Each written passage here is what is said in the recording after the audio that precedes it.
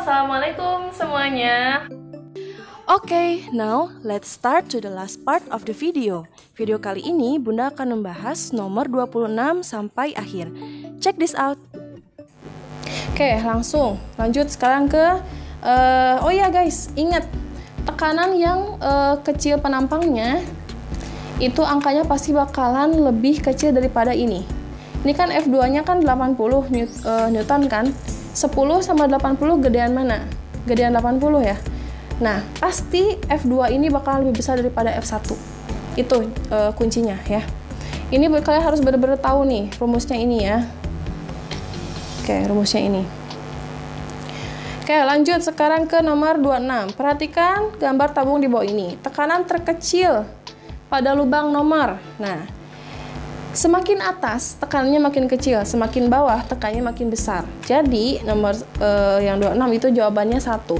Tapi kalau misalkan pertanyaan tekanan terbesar ya, tekanan terbesar itu berarti jawabannya 4. Tapi karena pertanyaannya terkecil, jadi jawabannya 1. Kayak gitu ya. Nomor 27, perhatikan gambar di bawah ini. Di bawah ini merupakan pernyataan yang benar di gambar di atas. Oke, sebelum Bunda jawab, di sini Bunda mau mengingatkan kalian dengan hukum apa namanya? Hukum Archimedes ya, ini teh ya, hukum Archimedes. Atau gaya apung ya. Oke, di sini ada air, lalu di sini ada benda. Nah, benda ini disebut dengan benda yang sedang mengapung. Kalau benda mengapung itu artinya massa jenis benda itu lebih kecil daripada massa jenis air. Tapi pada saat benda melayang, itu artinya massa jenis benda itu sama dengan massa jenis air. Tapi saat benda tenggelam, itu massa jenis benda pasti lebih besar daripada massa jenis air. Oke, di sini merupakan pernyataan yang benar dari gambar. Nah, nomor 27 ini jawaban yang benarnya adalah B. Karena apa? Massa jenis air lebih kecil dibanding massa jenis telurnya. Sehingga telurnya tenggelam. Seperti itu ya. Nah, ini juga nomor 28 karena harus bisa nih ya. Karena ada banget, cuman angkanya Bunda bedain. Nah, perhatikan ikan di akuarium berikut. Nah, tekanan hidrostatisnya berapa katanya. Oke, di sini sebelum kita jawab, untuk menjawab pertanyaan ini kita cari dulu diketahuinya apa. Diketahuinya di sini ada gravitasi bumi ya. G-nya itu 10 meter per sekon kuadrat. Lalu di sini ada rho atau massa jenis air. Rho-nya itu 1 gram per sentimeter kubik. Nah, kita harus ubah ke kilogram dengan cara dikalikan 1000. Jadi ini 1000 kilogram per meter kubik. Nah, kadang ada yang sudah menuliskan 1000, terkadang juga nulisinnya 1. Nah, kalian tinggal langsung tuning aja, oh ini 1000 gitu, 1000 kilogram per meter kubik kayak gitu ya. Terus di sini juga ada tinggi ya, ada tinggi air ke bawah sama tinggi dari mulut ikan ke bawah. Nah, untuk mengetahui ini kita harus tahu ya guys ya, karena di sini pertanyaannya yang dialami oleh ikan, berarti tingginya itu dari mulut ikan ke atas. Oke, dari mulut ikan ke atas.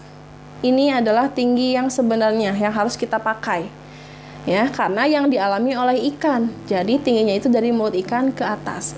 Berarti kita tinggal kurangi ini. Panjang dari sini ke sini adalah 50 cm. Dikurangi 10 cm. Ya, berarti dari mulut ikan ke atas itu panjangnya adalah 40 cm. Atau kalau kita ubah ke meter adalah 0,4 meter. Seperti itu ya. Jadi ingat, jangan pakai tinggi air keseluruhan atau dari mulut senti ke bawah, tapi dilihatnya dari mulut ikan ke atas air ya. Awas nih, jangan sampai lupa ya. Oke, sekarang rumusnya itu tekanan hidrostatis itu rumusnya adalah rho GH. Ya, rho itu adalah massa jenis air, G itu gravitasi, H itu adalah tinggi mulut ikan ke atas ya, mulut ikan ke atas yang ini. Yuk kita langsung masukin aja. Rho-nya 1000 ya. Dari sini. Gravitasinya 10 ya.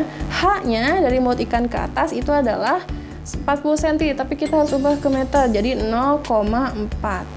Jadi jawabannya adalah 4000 Newton per meter persegi. Bun, kenapa harus diubah ke meter? Karena ini di sininya meter persegi guys, jadi harus diubah.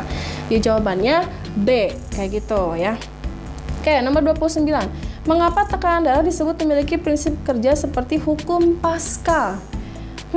Ini jawabannya gampang ya. Hukum Pascal itu kan tadi Bunda bilang merupakan tekanan yang diberikan pada suatu zat cair yang tertutup diteruskan ke segala arah dan sama besar.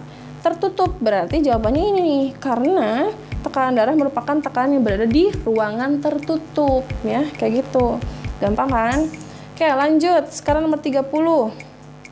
Nah, nomor 30 itu jelaskan bunyi hukum Archimedes. Hukum Archimedes itu bunyinya, kalian bisa baca lagi di PPT ya. Sebuah benda yang dicelupkan seluruh atau sebagian ke dalam fluida dan diangkat ke atas dengan gaya apung yang besarnya sama dengan berat fluida. Pokoknya ingat hukum Archimedes, ingat gaya apung. Ya. Contohnya itu misalkan kapal selam, terus ada balon udara, apalagi ya, dan sebagainya lah, pokoknya itu, pokoknya gaya apung. Perahu juga bisa, perahu dan sebagainya. Itu contoh dari hukum Archimedes. Lalu berdasarkan tekanan di udara saat kita bernapas. Pokoknya gini aja deh, tekanan udara saat kita bernapas itu kan saat kita bernapas kita menukar oksigen dan CO2. Nah, itu terjadinya kan di alveolus ya, alveolus. Nah, di sini itu berlaku sebuah tekanan namanya tekanan difusi. Kenapa tekanan difusi? Karena tekanan difusi itu merupakan tekanan dari konsentrasi tinggi ke konsentrasi yang rendah. Ini udah Bunda jelaskan waktu itu di tekanan, kalian harus baca-baca lagi, oke? Tapi intinya ini, tekanan difusi terjadi di alveolus ya. Nomor 32 yang bukan merupakan sifat cahaya. Sifat cahaya itu yang pertama dia, ini udah masuk ke optik ya. Sifat cahaya itu pertama dia merambat lurus, benar ya. Lalu dapat dibiaskan dan dapat dipantulkan. Yang bukan itu berarti yang B, tidak dapat merambat melalui ruang hampa. Kenapa? Karena cahaya itu dapat merambat lewat ruang hampa. Karena cahaya itu merupakan gelombang elektromagnetik, yang artinya gelombang yang dapat merambat dengan atau tanpa medium ya, dapat merambat dengan atau tanpa medium. Contohnya Bunda waktu pernah bilang kan, cahaya matahari yang masuk ke bumi itu dapat masuk tuh cahaya matahari ke bumi, padahal di sini di bumi itu ada ruang hampa udara, artinya tidak ada udara, tidak ada medium, tapi cahaya masih bisa masuk ke bumi kayak gitu ya. Oke, langsung nomor 33 nih. Pembentukan cahaya pada cermin datar yang benar. Oke, ingat cermin datar itu sifatnya gimana kalau bayangannya? Ingat, bayangannya itu pasti maya, lalu tegak, sama besar, dan sama besar, dan jaraknya juga sama. Jaraknya juga sama. Nah, di sini kita harus lihat cermin datar itu pasti kebalikannya. Ini bukan, salah. Ya ini salah, karena ini bukan kebalikannya. Ini mah beli teroris sama ya. Ini juga salah. Nah, yang jawabannya yang benar itu yang B, karena udah tingginya sama, jaraknya sama, dan dia berlawanan kayak gitu ya. Terus nomor 34, manakah bayangan yang tepat berdasarkan cermin datar pada gambar? Nah, ini juga sama ya. Ini jawabannya yang benar itu B, karena harus berlawanan, oke? Dan maya dan tegak. Tuh, ini maya dan tegak. Oke, nomor 35 nih. Seorang anak yang tingginya 1 cm berdiri di muka sebuah cermin datar. Panjang minimum cermin yang dibutuhkan agar dapat melihat bayangan seluruh tubuhnya adalah, oke. Di sini kita lihat nih nomor 35. Oke. Panjang minimum cermin. Itu rumusnya H0 dikali setengah. Panjangnya itu kan 100 nih. Dikali setengah. Jawabannya adalah 50 cm. Jadi kita membutuhkan cermin yang panjangnya 50 cm untuk dapat melihat tubuh kita ya. Misalkan tubuh kita itu 100 cm gitu misalkan. Kita tuh butuh cermin yang ukurannya 50 cm untuk bisa ngelihat semua badan kita. Kayak gitu. Jadi jawabannya yang C. Oke, nomor 36. Berapakah jarak fokusnya? Oke. Kita lihat di sini pertanyaannya fokusnya berapa ya? Gampang ya, ini kalian tinggal masukin rumus aja. Rumusnya itu 1 per F sama dengan 1 per S ditambah 1 per S aksen. 1 per F. S-nya kita lihat di sini, jarak bayangan, jarak benda. Jarak bendanya itu 8. Berarti di sini 1 per 8 ditambah 1 per S aksen. S aksennya itu ini, jarak bayangan. Jarak bayangannya itu 24. Oke, kita tinggal tambahkan. Di sini kita mau pakai KPK-nya berapa? Bunda mau pakai yang 24 agar bisa membagikan dua-duanya. 24 dibagi 8, 3. 24 dibagi 24 itu 1. Ya, berarti ini 1 per F.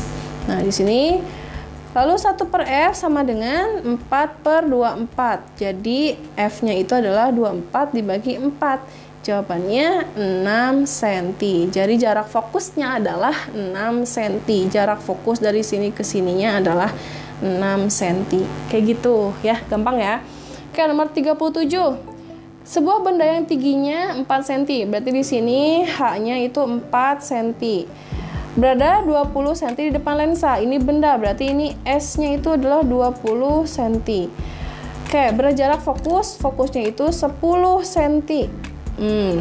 Pertanyaannya yang ditanyakannya itu adalah jarak bayangan. Berarti yang ditanyakan adalah S aksen. Berarti ini tidak dipakai ya, ini hanya mengecoh aja.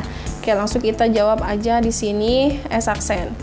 1 per S aksen, ini rumusnya nih, kalian langsung aja ya. 1 per F minus 1 per S.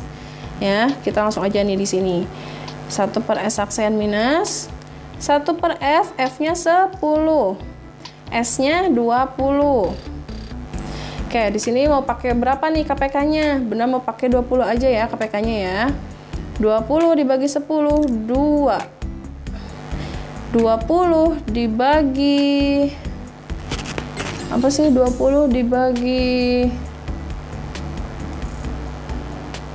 wah ini salah nih kayaknya nih. Oke, cut. Ini cut dulu.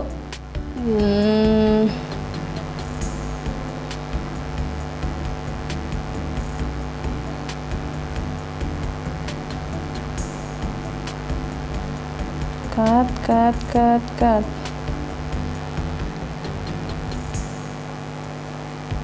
Oke, sekarang kita lanjut. Nah, sekarang kita langsung aja masukin rumusnya ya. Rumusnya itu adalah 1 per S aksen sama dengan 1 per S ditambah bukan ditambah, tapi dikurang ya, dikurangi 1 per F. Nah, ini rumusnya ya untuk mencari S aksen. Sekarang kita masukin aja langsung. Oke. S-nya berapa? S-nya itu 20 ya. Dikurangi 1 per F. F-nya 10. Nah, berarti di sini kita langsung cari KPK-nya. 20 dibagi 20 itu 1. 20 dibagi 10 itu 2. Nah, di sini kita langsung ini 1 per 20 minus. Ini minusnya kita hilangin ya. Jadi 1 per S aksen sama dengan 1 per 20. Jadi S aksennya itu adalah 20 cm. Kayak gitu ya. Itu adalah jawabannya, 20 cm yang A berarti. Kalian harus bisa banget nih guys, karena di PAT. Oke, sekarang kita langsung ke nomor 38 ya. Nah, di sini berdasarkan gambar di bawah ini, bayangan yang terbentuk pada lensa cembung tersebut adalah, oke, ini kan bayangannya nih, ini bendanya, karena di sini tertulis jelas itu benda ya. Berarti ini bayangannya yang ini.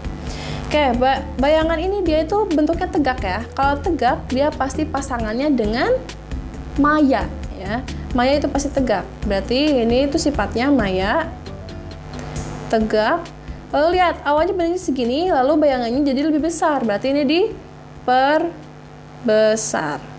Jadi jawabannya adalah maya, tegak, dan diperbesar. Ada gak jawabannya? Gak ada ya jawabannya.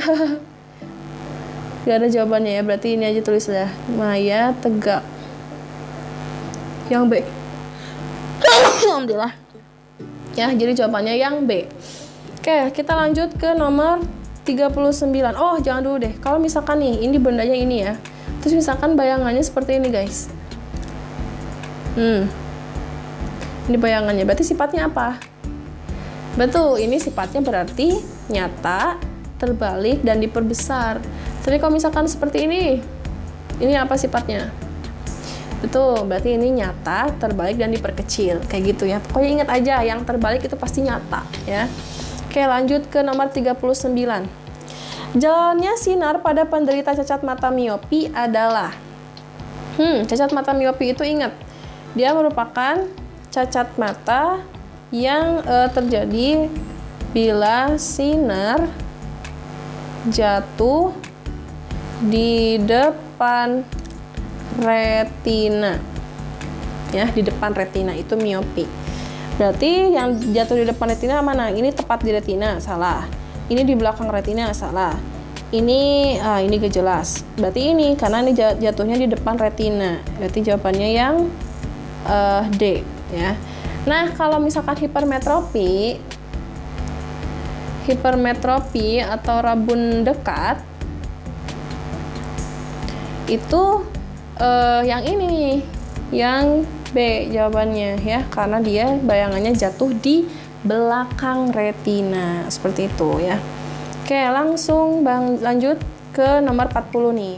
Oke, untuk nomor 40 ini gampang banget ya. Kalian tinggal tuliskan nama bagian-bagian mata. Oke, di sini kita lihat nomor 1. Ini adalah merupakan lapisan namanya kornea ya. Lalu nomor 2 itu merupakan aqueous humor. Terus nomor 3 ini lensa. Nomor 4 ini iris. Nomor 5 ini adalah sebuah lubang disebut dengan pupil. Lalu nomor 6 ini adalah otot ciliaris. Nomor 7 ini merupakan vitreous humor. Awas kebaik dengan aqueous humor. Ingat, kalau yang di dalam sini ini namanya vitreous humor. Tapi kalau yang ada di depan sini ini merupakan aqueous humor. Terus nomor 8 itu disebut dengan koroid. Nomor 9 yang ini itu retina ya. Dan nomor 10 itu adalah saraf mata atau saraf optik. Itu tolong dihafal ya, ada banget pokoknya di kuis.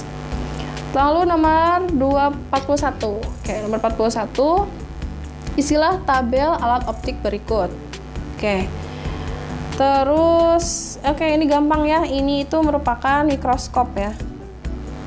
Mikroskop itu alat yang digunakan untuk melihat benda kecil dan mata kita pasti nempel di sini ya, di lensanya. Terus kalau misalkan ini teleskop, kan fungsinya itu teleskop itu fungsinya untuk melihat benda yang jauh dan mata kita pasti nempel di sini ya, kayak gitu. Nah, kalau ini namanya loupe atau kaca pembesar, itu alat yang digunakan untuk melihat benda yang kecil tapi mata kita tidak ditempelkan di situ. Kalian kalau pakai